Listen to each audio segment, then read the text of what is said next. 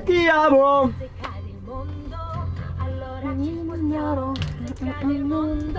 Sarà perché ti amo.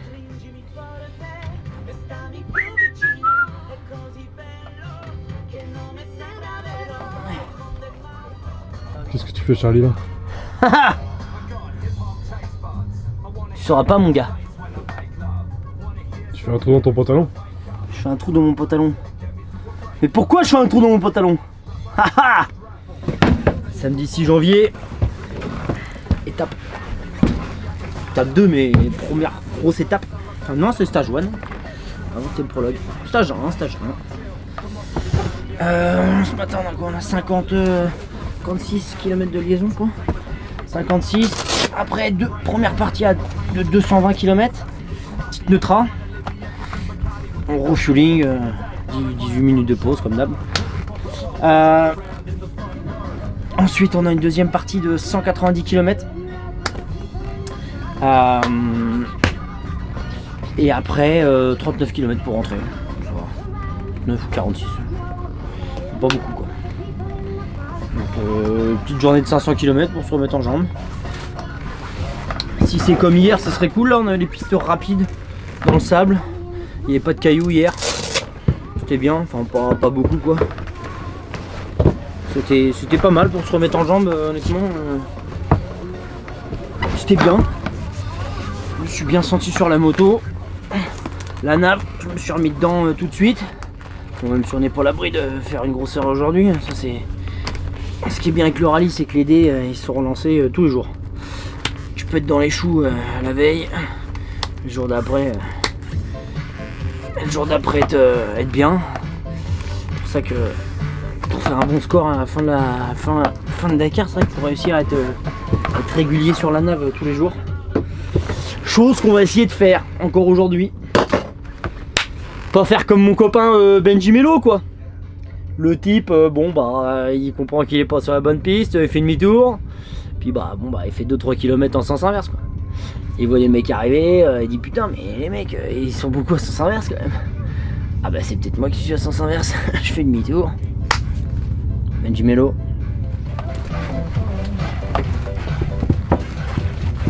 Attends, je te le fais bien comme ça. Putain, comment ils font, c'est hop. Hop. Truc comme ça, tu vois. Ah oui, petite particularité. Je me dope pas. Ah, parce qu'on a des champions quand même. Charlie, c'est interdit de se doper. Ah oui, Charlie. Charlie, c'est une dimbale. Charlie, il se dope et puis en plus, il fume, tu sais. Ça s'appelle du Ristabil. C'est un shot de vitamines que je prends tous les matins. Ça me donne un grand coup de fouet. Mais à prendre uniquement le matin, pas le soir, parce que sinon tu dors pas. Mais comme je suis pas de dormir, je le prends. Avis mitigé pour le goût. Très efficace. Alors, ce matin, qu'est-ce qu'on prend? Du Before du ring. C'est bilingue en plus. Allez hop, isoactif de chez Powerbar. Ça c'est top. Je mets ça toujours je mets toujours un petit produit dans le camelback pour tenir la journée. C'est le dosage à Myriam, ça. T'as vu Myriam, hein, j'écoute ce que tu me dis, hein. Je mets bien 6 cuillères. Moi je me fais rigoler.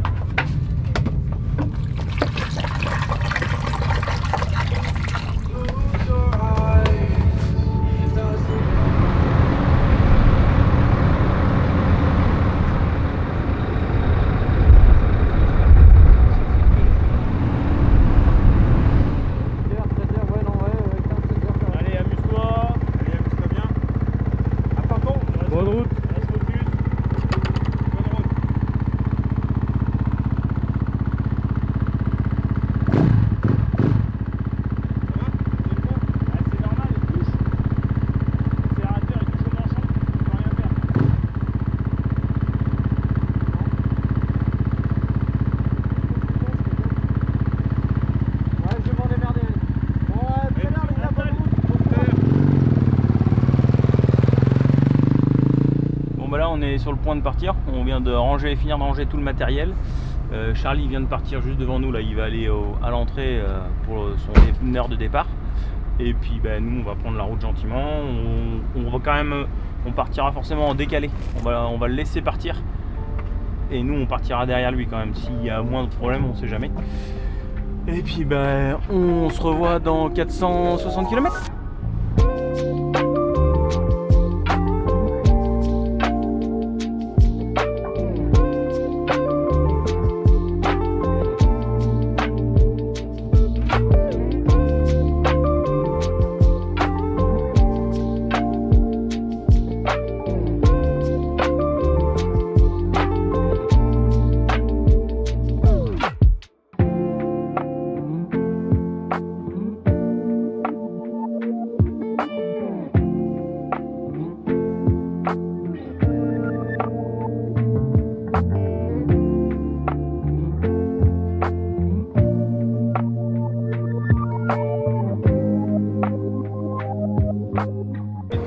Ouais, alors ça moi. Ouais.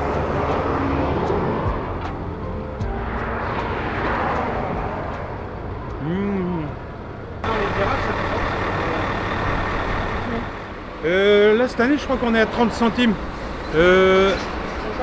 Tu calcules un SAR 15 divisé par 4,09. Ok, à peu près 30 centimes. C'est ça. Ça fait... Un tout petit peu moins de 30 centimes. C'est ça. Ça fait... C'est même pas l'attelage qui touche. C'est quoi? Moi je pense que c'est... Oh mais ça doit être... Ouais mais je pense que c'est pas au niveau de la boule, ça doit être... Oh la vache. T'es... Non mais ils sont monstrueux sans déconner.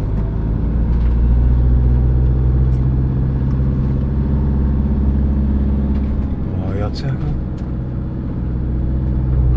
Ça c'est une bosse. Ça c'est des jumps. C'est plus des dodans, c'est des jumps. Mon Dieu, ça m'a touché, chef.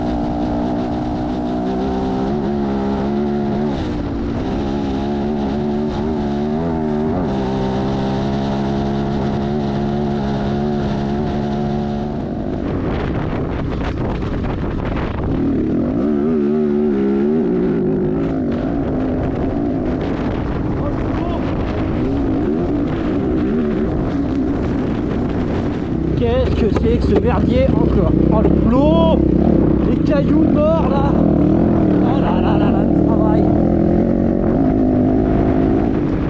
Ah là là, on adore ça là. Devant c'est Ginès. Lui il est roumain, multiple champion de son pays. C'est un missile dans les cailloux. Pour vous dire, si j'arrive à attraper ça, je serais content.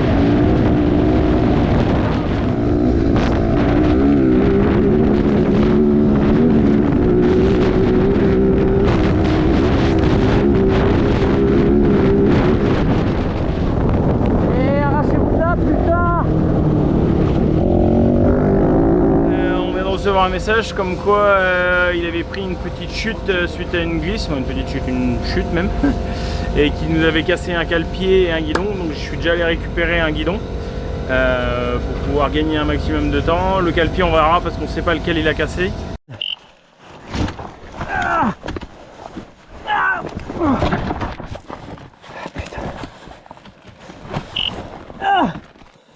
Oh putain, mais c'est l'enfer! Putain, mais c'est pas ma journée, hein! Sans déconner! Putain, mais. Oh là là là là! Oh la pierre de merde! Putain!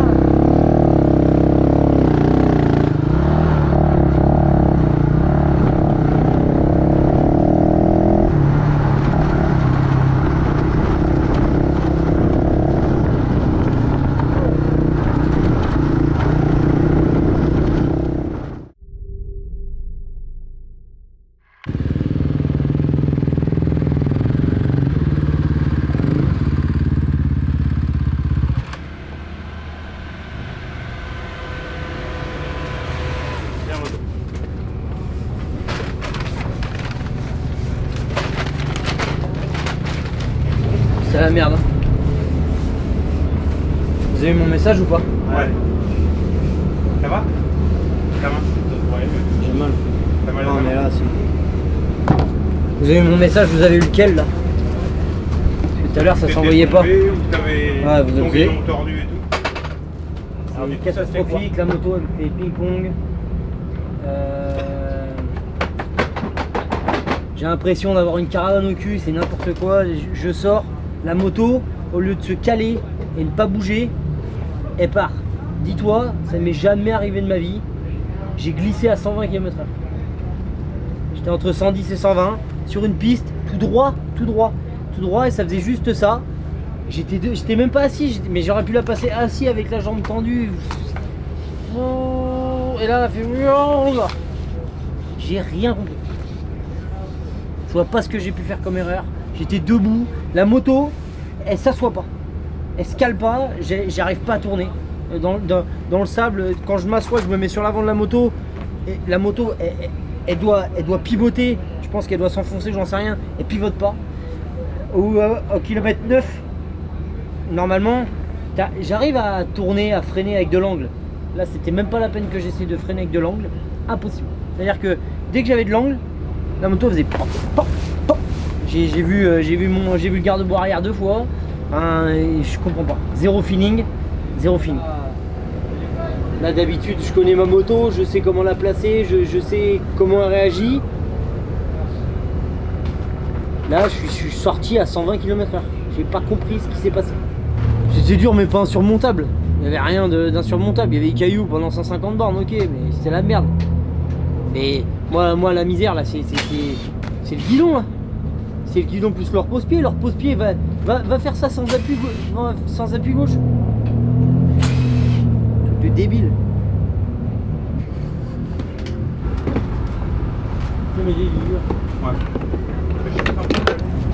Ah ouais, je me suis vraiment pris un... Comme dirait Germain, j'ai pris un pet. Sérieux. Un vrai pet. Un petit peu de boulot oui, ce soir, hein. Entre le guidon, du rythme d'embrayage, un cale-pied, plus du coup on va repartir sur un amortisseur plus typé d'origine, parce que ce qu'on a fait, ça apparemment ça convient pas, donc on repart à zéro là-dessus.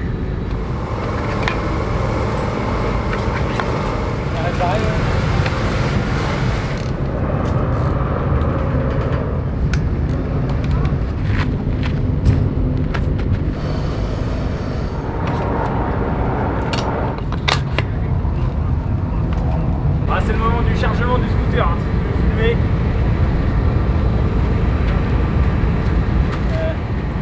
Tu mets pas un peu de dessous de bas? Non, ça passe pas, tu dis, je te dis. Hein?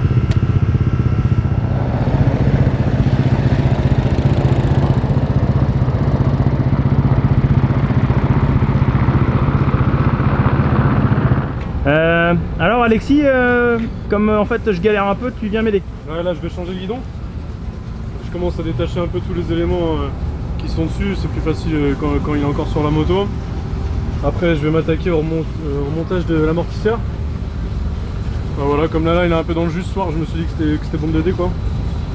Moi je le ferai pas tous les soirs, mais vous avez vu les images aujourd'hui, il était un peu fatigué, il a fait sa petite sieste dans le fond du camping-car. Tu savais pas ça? Ouais, je m'en doutais. Non, en vrai je récupère juste une fixation. Je vais lui laisser la mécanique. Pour l'instant en tout cas. Et quand je suis en 5, à fond, j'ai dû prendre, je crois, 135 ou 140 Ouais. aujourd'hui. Mais bien lancé, donc tu vois, quand tu raccélères comme ça, tu remontes à 120, 130. Et après, à partir de 125, 130, pour monter, il faut vraiment que tu sois lancé et que tu restes un paquet de temps. Mais en fait, c'est ce mouvement, tu sais, un peu là qui m'a Ouais. elle m'a jeté complet. L'hydraulique est trop dur. Peut-être. Mais c'est sûr, le problème, c'est que trop dur, du coup, elle me- encaisse pas en fait. C'est que là, je me suis fait peur et c'est que j'ai perdu confiance en moi. Tu sais, je me dis, mais. Parce qu'au début, je me suis refait la scène, mais 100 fois. Je dis, mais qu'est-ce que j'ai pu faire comme erreur? C'est pas possible. Et en plus, là où je suis tombé, j'ai regardé, mais je te jure, j'aurais dû prendre une photo. C'était plat, tout plat. Pas un caillou. Tu sais, je me suis dit, attends, j'ai pris un trou. Ouais. C'est le premier truc que je me suis dit. Tu sais, je me suis dit, j'ai pris un trou. Je regarde le truc, je pissais le sang, j'ai pissé le nez le sang du nez et tout. J'étais comme ça, en train de regarder. Rien. Ou alors j'ai fait une erreur et vraiment j'arrive pas à comprendre. Mais je te dis qu'il qu'il en saura plus demain déjà. Et tu sais, quand j'arrive dans le sable, vraiment dans le sable, j'arrive et par exemple, t'as un waypoint, t'arrives comme ça, tu le tapes ou alors t'as un point de corde. Et j'arrive à arriver un peu sur le fil et à accélérer. Et quand souvent je raccélère, la moto elle vient, elle se cale et ça me permet de tourner. Ouais. Là, la moto elle tourne pas. Et je freine, je suis obligé d'être assis, je baisse des rapports et normalement quand je réaccélère, tu sais, normalement, ça me fait un peu un point et je repars vers là où je veux aller. Là j'arrive pas à la faire pivoter. Alors j'ai fait différemment, j'ai réussi, machin, ça l'a fait pendant 200 bornes si tu veux, mais pas les sensations que j'avais au début. Ouais. Tu vois. Alors après, un truc qu'on peut faire aussi, c'est descendre un peu la fourche. En hydraulique, j'ai assoupli au maximum. La compression, la partie compression. Voilà. Donc c'est là qu'on va voir si c'est plus confort, si toi tu le sens un peu mieux. Et le fait que quand je freine et que dès que je touchais à mon frein avant, elle avait tendance à se parer comme ça.